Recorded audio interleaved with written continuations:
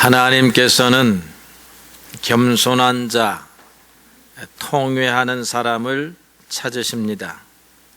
하나님은 세상을 창조하셨을 뿐 세상에 관심을 갖지 아니한다 하는 사상들이 있습니다.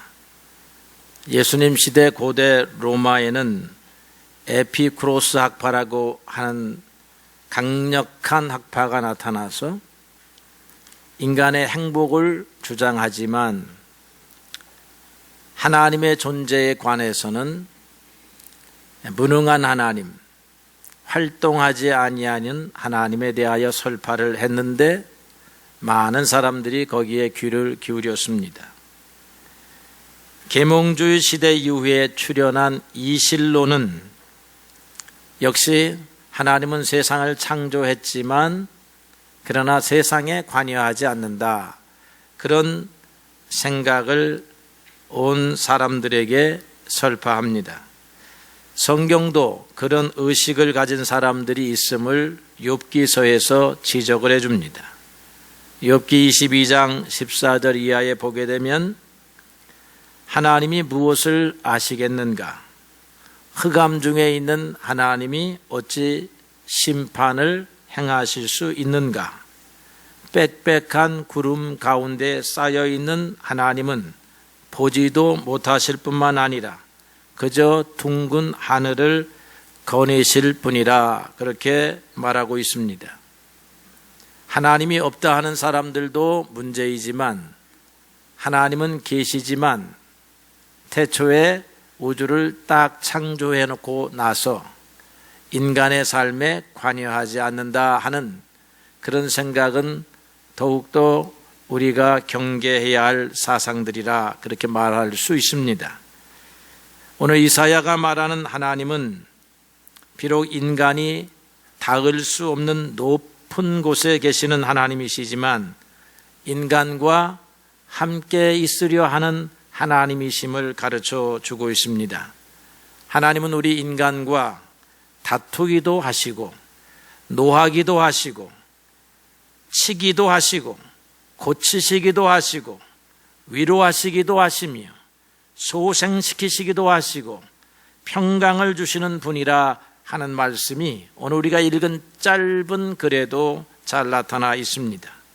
우리는 하나님은 우리 인간의 삶에 적극적으로 개입하시는 하나님이심을 믿어야 하는 것입니다. 그 하나님은 그래서 좋아하는 인생들이 있습니다. 그 좋아하는 인생을 오늘의 말씀에 비추어 보니까 겸손한 사람, 통회하는 사람이라 그렇게 말하고 있습니다. 우리가 겸손하게 살아야 할 이유가 몇 가지 있습니다. 대략적으로 정리를 한다면 우리 인생은 한계를 가진 피조물이라 할 것입니다. 곧 연약하다 하는 말입니다. 우리 인생은 연약하기가 그지없습니다. 우리 육체 자체를 보더라도 연약합니다. 요즘에 히말리아 안나푸르라는 봉을 탐사했던 직지 원정대 두 사람의 시신이 돌아왔습니다. 눈사태가 나면 멀리서 바라볼 때는 아름다워요. 화면으로 바라보면 장관입니다. 그런데 산에 오르려고 할 때 겪는 눈사태는 인간의 목숨을 빼앗아가는 무서운 세력입니다. 거기에 우리 두 산악대원이 눈사태를 맞이해서 눈에 묻혔다가 눈이 녹는 바람에 10년의 후에 그 모습이 드러나게 되었지요. 인간의 육체는 이렇게 연약한 것입니다. 어제 우리 가정 중에 첫 돌을 맞은 가정이 있습니다. 하나님께서 눈도 장기도 튼튼하게 만들어서 내놓았습니다. 그런데 한 50년, 60년이 지나면 그 장기들이 점점 쇠하여져 가서 한갑이 넘으면 건강한 육체를 갖는다라고 하는 것이 어렵습니다. 요즘에는 의술이 발달을 해서 그나마 조금 보조 기구를 통해서 이렇게 안경을 쓰고 또 수술을 하고 또 몸 안에 여러 가지 기구를 삽입함으로써 건강을 유지합니다마는 하나님이 태초에 주셨던 건강, 태어날 때 주셨던 건강을 유지한다라고 하는 것은 불가능할 것입니다. 인간은 시간에도 연약합니다. 시간이 지나가요. 시간이 지나가면 경험도 쌓이고 또 어떤 사람은 여러 가지 성취를 하지만 없어지는 것도 많습니다. 특별히 우리의 육체가 후패하여진다, 그렇게 성경이 말하고 있고, 인간은 70이요 강건하면 80이라 했으니 이제 우리는 조금만의 시간이 더 지나고 나면 세상적인 눈으로 볼 때 이 자리에 흔적도 없이 사라지는 인생들이 될 것입니다. 우리 신교실로 내려가는 곳에 옛날 역사를 담은 사진들이 있습니다. 그 안에 이미 땅속에 묻히고 하늘나라로 올라가셔서 우리와 함께 할 수 없는 사람들이 있는 것을 보면서 시간의 무상함을 우리가 깨닫게 되고 배우게 되는 것입니다. 또 인간은 공간을 지배하지 못합니다. 그래서 오늘 이 자리에 있으면 우리의 집을 돌볼 수가 없어요. 우리의 집에 이 시간 강도가 들어와도 막을 수가 없습니다. 도둑이 들어와도 막을 수가 없습니다. 부실하게 집안 단속을 하고 왔다라고 하면 우리는 이 시간에 그 공간에 있을 수가 없다 하는 것입니다. 멀리 외국에 있는 자녀들이 고통을 호소해도 옛날과 같이 당장 달려가서 도움을 줄 수 있지 못한 것입니다. 우리는 두 군데에 두 장소에 한꺼번에 있을 수 없는 존재입니다. 그러나 하나님은 편재하시는 하나님이십니다. 어느 곳에나 계시는 하나님이라 하는 것입니다. 오늘 여러분들이 하나님을 만나고자 한다면 줄을 설 필요가 없는 분이 하나님이십니다. 여러분들이 대통령을 만나고 높은 사람을 만나려고 하면 줄을 서야 합니다. 아니, 우리 같은 사람이 대통령을 만나려고 하면 평생 아무리 만나고 싶어요 청와대에 청원을 해도 우리는 만나지 못할 것입니다. 그분은 시간도 그렇게 부족하고 동시에 사람들을 만날 수 있는 분이 아니기 때문에 그런 것입니다. 그러나 하나님은 다르십니다. 하나님은 지금 미국 사람이 기도한다고 해서 미국에 계시기 때문에 우리가 하나님 앞에 기도 못하는 것이 아닙니다. 하나님은 지금 미국에도 계시고 한국에도 계시고 방화동에도 계시고 저 부산에도 계시는 하나님이십니다. 영이시기 때문에 하나님은 어느 곳에나 편재하셔서 누구를 막론하고 하나님이 만나고자 하시는 것이 아니라 우리가 하나님을 만나고자 하면 하나님을 지금도 만날 수 있는 하나님이신 줄로 믿습니다. 오늘 예배드리는 이 시간에도 우리는 하나님의 임재를 경험할 수 있습니다. 이미 여러분들은 찬양을 통해서 기도를 통해서 이 자리에 앉아 있는 것만 가지고도 하나님의 임재를 느끼시리라 그렇게 믿습니다. 그래서 우리 인생들은 한계를 가진 연약한 사람들이기 때문에 항해할 때 바다 앞에서 겸손해야 할 것이고 산에 오를 때 산 앞에서 겸손해야 합니다. 극지를 탐험하는 사람들은 그래서 자신의 한계를 알기 때문에 우리보다 훨씬 더 겸손한 자세를 가지고 자기의 혈기를 죽이고 자만을 경계하면서 그들의 목표를 향해서 나아가고 있는 줄로 그렇게 압니다. 어쨌든 인생은 한계가 있기 때문에 겸손하게 살아야 하는 줄로 믿습니다. 두 번째로 인간은 홀로 존재할 수 없기 때문에 의존하며 살아야 하기 때문에 겸손해야 합니다. 하나님은 자존적 존재이라 하나님은 어느 누구가 없어도 홀로 인생을 영위하시는 분이시지만 우리 인생들은 의존적 존재이기 때문에 누군가가 없이는 우리의 삶을 유지할 수가 없는 것입니다. 하나님이 첫사람 아담을 창조하시고 난 다음에 그가 외롭게 있는 것을 보시고 돕는 배필로 아내를 만들어 주고 난 이후에 한 몸이 되라고 그렇게 명령을 하셨습니다. 한 몸은 떼어낼 수 없는 것입니다. 떼어내면 어떻게 해요? 아픈 거예요. 여러분에서 팔 하나가 떼어져 나간다, 다리 하나가 떨어져 나간다, 귀 하나가 떨어져 나간다, 이거는 있을 수가 없는 일입니다. 떼어내서 안 되는 것입니다. 떼어나면 삶이 불가능해지는 것입니다. 그것처럼 하나님은 부부의 관계도 한 몸이라고 하셨고 성도들의 관계도 한 몸 공동체라 그렇게 가르쳐 주셨습니다. 그래서 교회에 있는 성도 한 사람 한 사람은 발의 역할, 손의 역할, 눈의 역할, 귀의 역할을 합니다. 눈이 귀도로 못났다라고 말할 수 없습니다. 손이 발도로 연약하다 그렇게 말할 수 없습니다. 하나이기 때문에 그런 것입니다. 손이 아프면 발도 아픈 것이고 발이 아프면 배도 아픈 것이고 머리도 아픈 것입니다. 그게 한 몸 공동체라고 하는 것입니다. 인생은 그래서 홀로 존재할 수가 없습니다. 축구 선수 혼자서 축구하지 못합니다. 손흥민 선수가 아무리 공을 잘 넣는다 할지라도 배달해 주는 사람이 없으면 그는 골대 앞에서 서성거릴 수밖에 없습니다. 유현진 선수가 아무리 공을 잘 던진다 할지라도 수비해 주는 사람이 실수를 하면 승리할 수 없는 것입니다. 교회도 마찬가지요, 나라도 마찬가지요, 가정도 마찬가지입니다.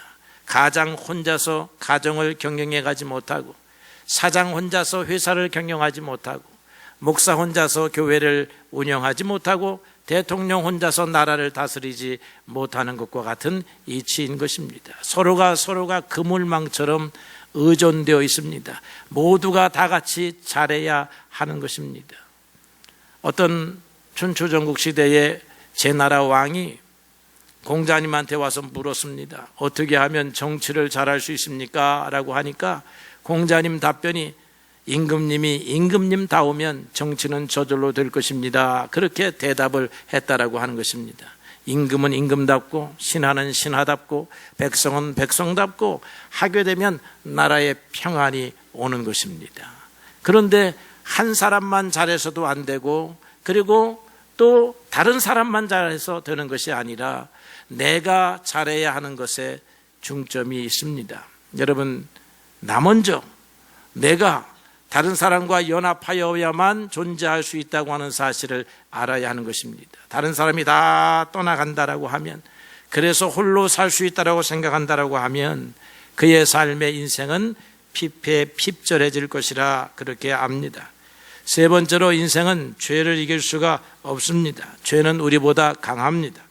우리 스스로는 죄를 이길 수 있는 능력을 가지지 못합니다. 죄의 뿌리는 사탄이라고 하는 영적인 존재입니다. 하나님과 힘을 겨루려고 하는 존재이기 때문에 그가 우리의 뒤에서 배후에서 우리의 욕심을 자극하고 우리의 심령 속에 있는 탐욕을 자극하고 본능을 자극하고 야수성을 드러내게 된다라고 하면 우리는 그를 이길 수 없다라고 하는 것입니다. 성경에 보니까 경쟁과 질투의 유혹 앞에 카인이 동생을 죽이게 됩니다. 재물의 유혹을 받은 삭개오라고 하는 사람은 백성을 착취해서 피도 눈물도 없는 세리장이가 되고 말았습니다. 권력의 유혹을 받은 사울 임금은 충성스러운 신하 다윗을 죽이고서까지 나라를 유지하려고 합니다. 다윗 또한 여자에게 유혹을 받아서 부하의 아내를 빼앗는 파렴치범이 됩니다. 성경에 나타나는 유명한 인물들에서 보듯이 어느 누구도 죄를 이길 수가 없습니다. 성자 사도 바울은 그래서 유혹을 이기지 못하는 자기 자신을 보고 오호라 나는 곤고한 자로다 라고 로마서 7장 24절에 고백을 하고 탄식을 합니다. 우리 스스로 죄와 유혹을 이길 수 있는 인생은 어느 곳에도 없습니다. 그래서 겸손해야 하는 것입니다. 그리스도의 힘을 의지해야 하는 것입니다. 내 힘으로 이길 수 있는 것이 아니기 때문에 하나님 앞에 와서 겸손하게 무릎을 꿇어야 여러분 질투를 다스리고 화를 다스리고 분노를 다스리고 미움을 다스릴 수 있는 것입니다. 내가 다스릴 수 있는 것이 아닙니다. 질투와 분노와 화, 미움은 사탄이 주는 것이기 때문에 그렇습니다. 그러므로 인생은 겸손해야 하는 것입니다. 그런데 오늘 주님께서는 통회하는 사람이 되라고 말씀하십니다. 사람이 통회해야 할 이유는 겸손하게 살아갈 능력이 없기 때문에 그렇습니다. 인생의 한계를 모르고 우쭐대며 사는 것이 우리들입니다. 야고보서 4장 16절에 보니까 우리는 허탄한 것을 자랑하는 사람이라 그렇게 말하고 있습니다. 어떤 사람이 어떤 도시에 가서 거기서 1년을 유하며 장사하며 이익을 보리라 하는 자들이 있었습니다. 그런데 하나님께서는 그들을 향하여 너희가 내일 일은 알지 못하는구나 그렇게 말씀하십니다. 우리의 힘으로 인생이 세워지지 아니함에도 불구하고 어제 잘 됐기 때문에 오늘도 그곳에 가면 잘 될 것이라고 생각하는 것은 하나님이 없는 허탄한 생각이라고 하는 것입니다. 이게 교만한 생각이라고 하는 것입니다. 어제 우리가 잘된 일이 있었다라고 하면 하나님의 전능하신 도우심 때문에 가능했던 것인데, 어제 잘된 것이 나의 힘이라 생각하고 나의 지혜라 생각하고 오늘도 그곳에 가면 잘 될 것이라고 생각하는 사람들로 가득 찬 것이 우리 인생들입니다. 인생의 한계를 알지 못하는 것입니다. 그렇기 때문에 한 번 잘된 것을 가지고 스스로 자랑스러워하며 우쭐대며 사는 것입니다. 겸손을 벗어난 것입니다. 형제를 배척하면서도 홀로 잘 살 수 있다라고 생각하는 것도 겸손을 잃어버린 것입니다. 성경은 우리에게 가인과 같이 하지 말라, 그는 악한 자야, 악한 자에게 속하여 그 아우를 죽였다라고 말하고 있습니다. 가인같이 살지 말라는 것입니다. 가인이 어떻게 살았는지 성경이 가르쳐주지 않고 딱 한 가지만 가르쳐주는데, 그의 동생을 미워하여 그의 동생을 죽였던 것이 가인입니다. 근데 성경은 가인같이 하지 말라 했습니다. 동생이 없어야 부모의 사랑을 잘 받을 수 있겠다 생각한 것이고, 동생이 없어야 하나님이 주시는 몫을 홀로 취할 수 있겠다 생각한 것이지요. 죄가 없다고 하는 사람들, 그리고 죄를 감추려고 하는 것이 우리 인생입니다. 이 겸손치 못한 태도요, 교만이 가득한 태도인 것입니다. 요한일서 1장 10절의 말씀에는 만일 우리가 범죄하지 아니하였다라고 하면 하나님을 거짓말하는 분으로 만드는 것이라 했습니다.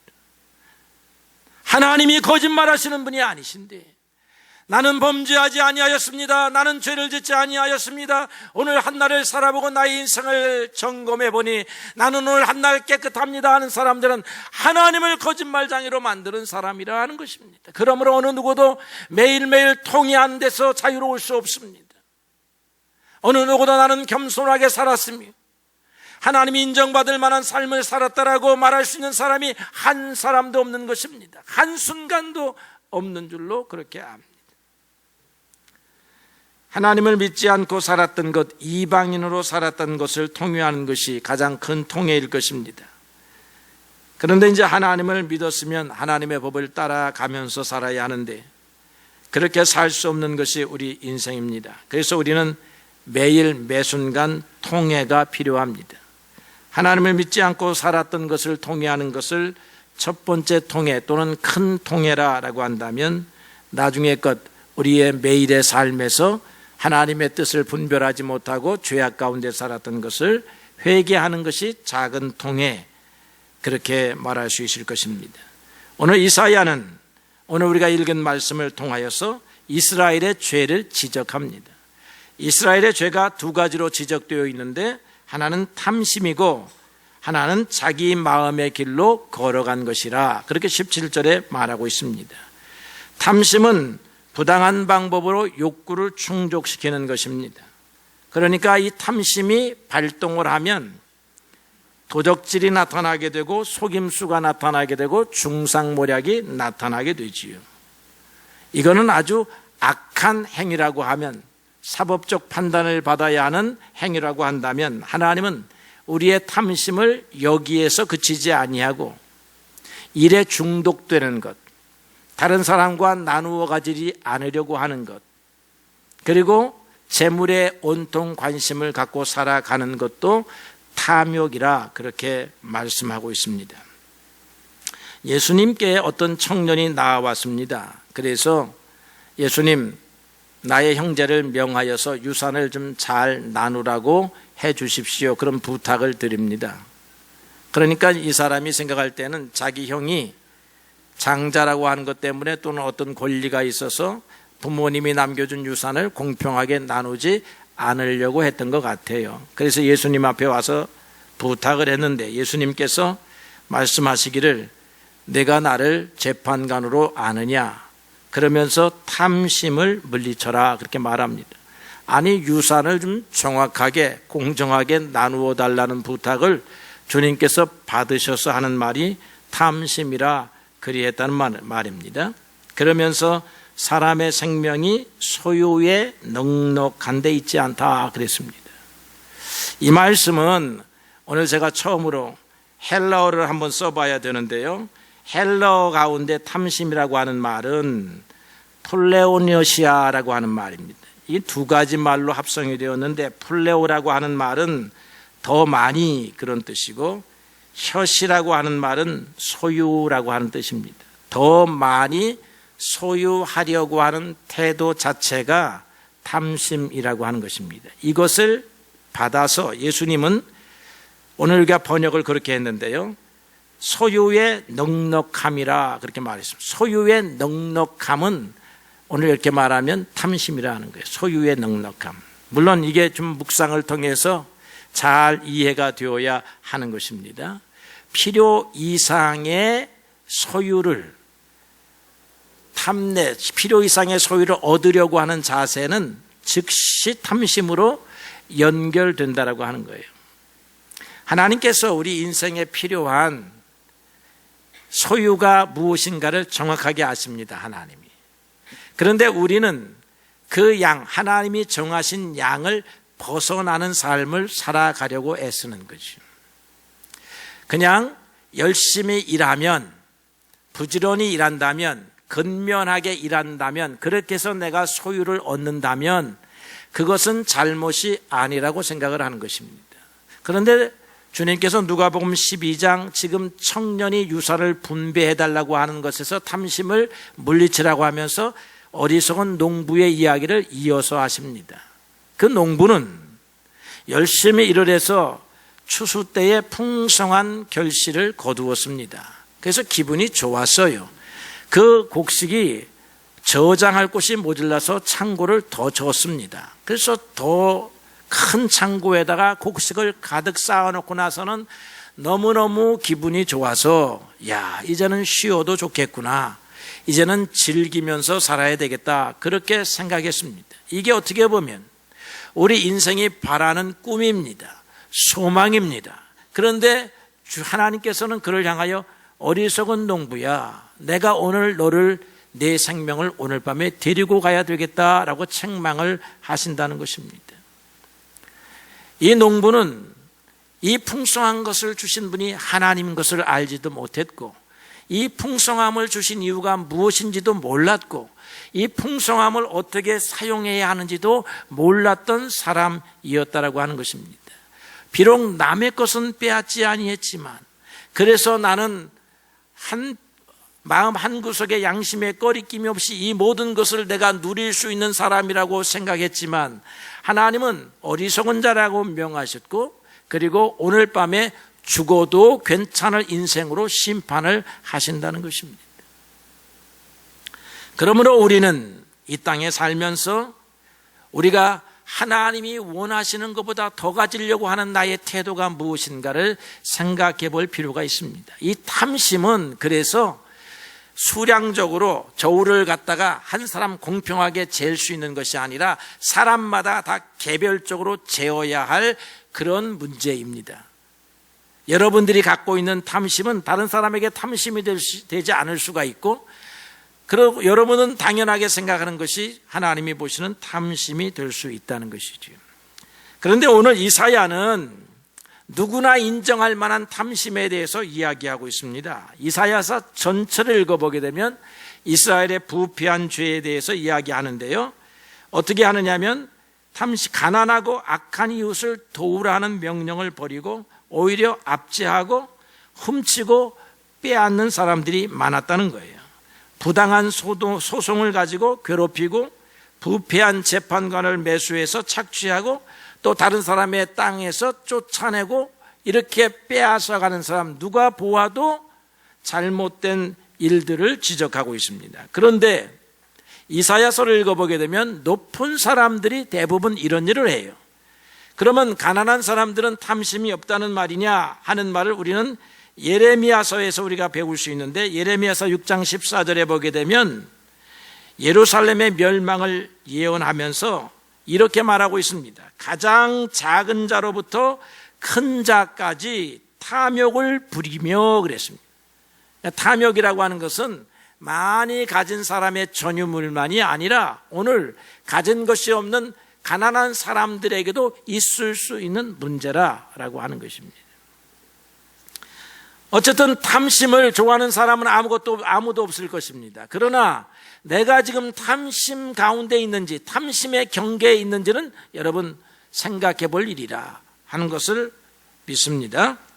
그 다음에 두 번째로는 자기 마음의 길로 걸어간 것을 죄라고 했습니다. 하나님이 정하신 율법을 버렸습니다. 그리고 오직 탐욕을 채우는 데 열중했습니다. 그들은 자기 생각대로 하나님을 믿었습니다. 자기 생각대로 율법을 해석합니다. 하나님을 사랑하지 않고 세상을 사랑하면서도 율법을 자기에게 유리한 대로 적용합니다. 하나님의 말씀을 자기에게 유리한 대로 적용해요. 잘못을 했으면 용서의 법을 적용하고, 그리고 다른 사람을 정죄할 때는 정죄의 법을 용서하고 사랑의 법을 적용하지를 않습니다. 사울 임금은 하나님께서 아말렉을 진멸하라 명하였지만 그는 탐심이 동해가지고 좋은 소, 좋은 양떼 일부를 훔쳤습니다. 그리고는 변명하기를 하나님께 제사하기 위한 것이라 했습니다. 그때 사무엘은 그에게 말하기를 하나님은 순종하는 자를 기뻐하시고 제사하는 자를 기뻐하지 않는다. 순종이 제사보다 나은 것이다. 그렇게 가르쳐 주었습니다. 우리는 우리의 신앙적 행태를 얼마든지 사울처럼 속일 수가 있어요. 다른 사람이 볼 때는 훌륭한 신앙적 태도인데 하나님이 볼 때는 탐심이 가득한 그런 태도일 수가 있는 것입니다. 그래서 하나님을 버리고 자기 마음대로 가는 사람도 문제이고, 하나님 안에 있는데 하나님의 말씀을 자기 마음대로 해석하면서 위안받는 사람도 문제인 것입니다. 우리는 겸손하게 하나님 앞에 나와서 주여, 오늘 나의 살아간 삶이, 또는 한 주간 살아온 삶이, 나의 지금까지의 삶이 내 마음대로 사는 것인지 하나님의 뜻을 존중하며 사는 것인지 자기가 물어볼 일이다, 이 말이죠. 그래서 사람이 사람을 정죄하기는 어렵습니다. 자기가 자기를 정죄할 수 있는 사람이 되어야 하는 것입니다. 자기가 자기를 고치는 사람이 되어야 합니다. 우리는 다른 사람을 고치는 데 열심을 내었지 자기 자신을 하나님의 말씀 앞에 진지하게 돌아보는 그런 신앙생활을 하지 못할 때가 많았다라고 하는 것입니다. 인생이란 자기의 길과 하나님의 길, 이런 대립관계에 서 있을 때가 많습니다. 그래서 때때로 우리는 하나님의 길을 벗어납니다.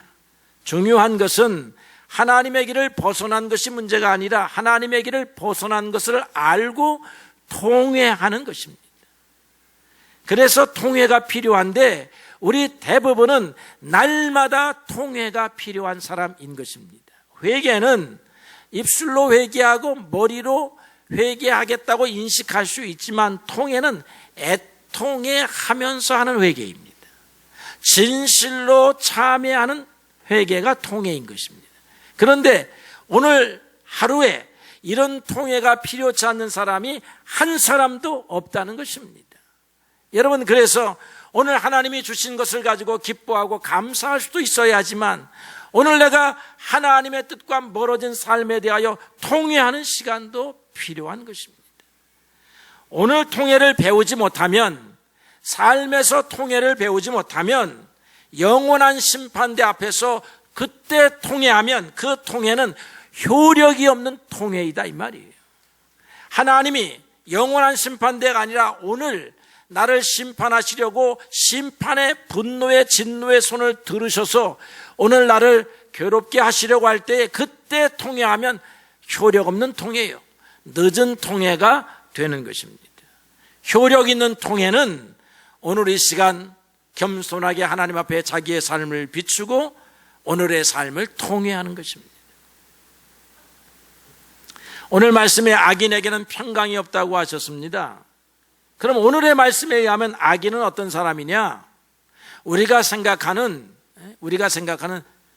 세상의 악인들을 생각하지 말고 오늘 말씀에 의하면 통회할 줄 모르는 사람이 악인이에요. 겸손할 줄 모르는 사람이 하나님이 보시는 악인입니다. 그럼 이런 사람들에게는 하나님이 어떻게 하시느냐? 평강을 안 주시겠다는 거예요. 평강보다 걱정과 근심과 염려와 두려움으로 가득하게 하겠다는 것입니다. 오늘의 말씀에 보니까 이사야가 요동하는 바다와 같다. 요동하는 바다는 그 바다 밑에서 진흙과 더러운 것을 솟구쳐내는 바다인데, 악인은 마치 이와 같아서 날마다 이 심령 깊은 곳에서 평강이 흘러나오지 아니하고 무엇이 나오느냐면 두려움과 걱정과 염려만 솟아나오는 거예요. 이게 하나님은 악인에게 평강을 주지 아니하시고 악인을 다루시는 방법이다, 이 말이죠. 그러나 반면에 오늘 통회하는 사람, 오늘 자신의 한계를 알고 하나님 앞에 겸손하게 살아가는 사람들에게는 평강을 주십니다. 오늘 하나님께서 평강을 주시는데 이렇게 말씀했습니다. 먼 데 있는 자에게든지 가까운 데 있는 자에게든지 평강이 있을지어다. 한 번 더 강조해서 평강이 있을지어다. 먼 데 있고 가깝게 있다라고 하는 말은 1차적으로 이 사람들이 생각할 때에는 유대인과 이방인으로 생각을 했습니다. 유대인은 하나님 앞에 가까이 있는 사람들이고 이방인들은 하나님 앞에 멀리 있는 사람들이니까 가까이 있는 사람도 통회하고 겸손해야 하고 멀리 있는 사람도 통회하고 겸손하기만 하면 하나님이 평강을 주시는 거예요.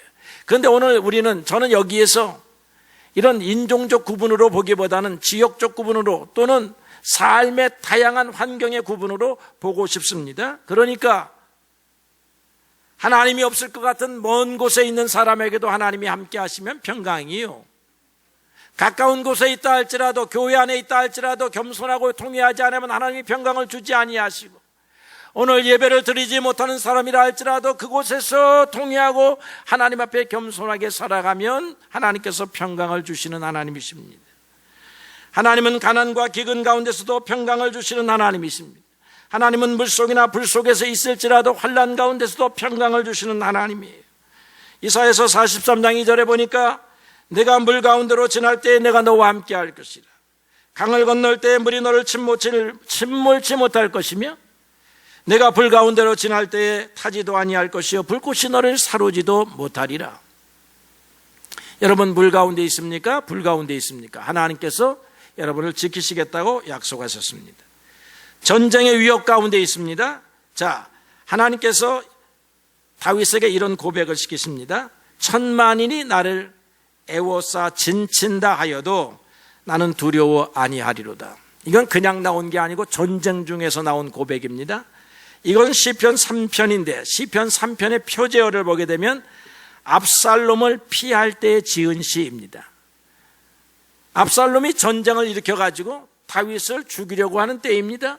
그런데 이스라엘의 모든 휘하의 장수들 80% 이상이 다 압살롬의 편에 섰습니다. 누가 보아도 다윗은 풍전등화와 같은 그런 인생입니다. 다윗은 맨발로 쫓겨갑니다. 그럴 때 이 시편을 지었다고 했습니다. 지을 때 이 다윗의 마음속에는 천만인이 둘러 진쳐 보아라. 나는 두려워 아니할 것이다. 나는 내 하나님이 함께 할 것이다. 이런 믿음을 가지고 요단강을 건너서 도망을 갔다라고 하는 것입니다. 그는 전쟁 가운데서도, 그리고 그 전쟁의 기울기가 저쪽 편으로 완전히 기울었어도 하나님이 자기를 지키실 것을 믿었다는 것입니다. 여러분, 이런 믿음이 오늘 대한민국을 살아가는 우리에게도 있어야 할 줄로 믿습니다. 그 다음에 하나님께서는 기근과 가난 가운데서도 평강을 주시는 하나님이십니다. 하나님은 사렙다 과부에게 엘리야를 통해서 이렇게 말씀하십니다. 이스라엘 하나님 여호와의 말씀이 나 여호와가 비를 지면에 내릴 때까지 그 통의 가루가 떨어지지 아니하고 그 병의 기름이 없어지지 아니하느니라 하셨다 하셨습니다. 가난 가운데 있습니까? 하나님께서 여러분의 쌀통을 떨어지지 않겠다 하시는 것입니다. 기름통을 떨어지지 않겠다. 오늘날로 말하면 냉장고가 비워지지 않겠다 하시는 말씀이죠. 믿으셔야 합니다. 믿으시기를 바랍니다. 오늘 월급을 못 받으면 이제 죽었구나 생각하는 그런 현대에 우리가 살고 있어요. 우리는 하나님의 말씀, 사렙다 과부에게 나는 오늘 먹을 것이 없어서 죽어야 합니다 하는 사람에게 하나님이 엘리야를 통하여 떨어지지 아니할 것이다. 내가 지켜보고 있느니라. 내가 너의 삶을 간섭할 것이다. 여러분, 어떤 사람에게 간섭을 해요? 통회하는 사람, 겸손한 사람에게 하나님이 간섭을 해요. 이런 사람이 질병을 이기는 것입니다. 질병 가운데 있을 때는 어떻게 합니까? 출애굽기 15장 26절에 보니까 너희가 내 말을 듣고 순종하면 내가 애굽 사람에게 내린 모든 질병 중 하나라도 너희에게 내리지 아니하리니 나는 너희를 치료하는 여호와니라. 우리가 잘 아는 여호와 라파의 하나님. 순종하면 애굽 사람에게는 질병을 내릴지라도 너희들에게는 치료하는 하나님이 될 것이다 말씀하셨습니다. 이게 하나님이 주시는 평강입니다. 물속에서도 불속에서도 평강으로, 가난 중에도 평강으로, 전쟁 중에도 평강으로, 질병 중에도 평강으로, 여러분이 오늘 닥치는 모든 환난 가운데 나타나시는 하나님. 여러분들이 겸손한 사람이요, 하나님 앞에 통회하며 살아가는 사람이라면 누구에게나 값없이 주시는 하나님의 평강입니다. 하나님의 평강을 누리시는 여러분의 인생이 되시기를 주의 이름으로 축복합니다.